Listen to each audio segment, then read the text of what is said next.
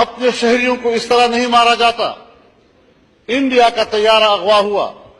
Kandahar airport پر 10 روز کھڑا رہا۔ مطالبات یہ تھے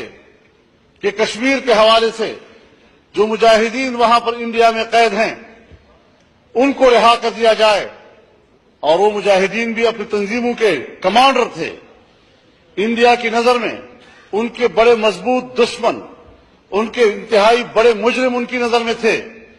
لیکن اپنے شہریوں کی زندگی بچانے کے لیے انہوں نے ان کو راستہ دیا، انہیں چھوڑا۔ آج اگر عبدالرشید غازی اور عبدالعزیز آپ سے صرف یہ کہہ رہے ہیں کہ ہم تمام معاملات کو طے کرنے کو تیار ہیں، صرف اور صرف یہ کہ ہمیں گرفتار نہ کیا جائے، آپ نے کیوں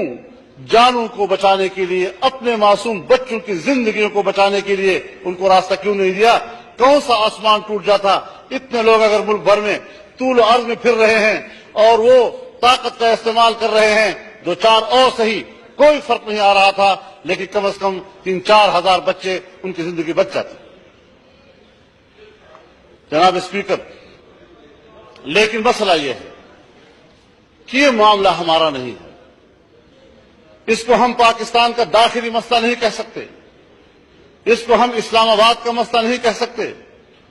اس کو ہم صرف لال مسجد اور جامعہ حفصہ کا مسئلہ نہیں کہہ سکتے، یہ ایک بین الاقوامی ایجنڈے کا حصہ ہے۔ اور امریکہ جو عالمی اسلام میں ریاستی دہشت گردی کا مرتکب ہو رہا ہے، آج اسی کے دباؤ پر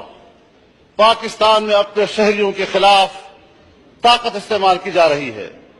اپنے ملک کے عوام کے خلاف طاقت استعمال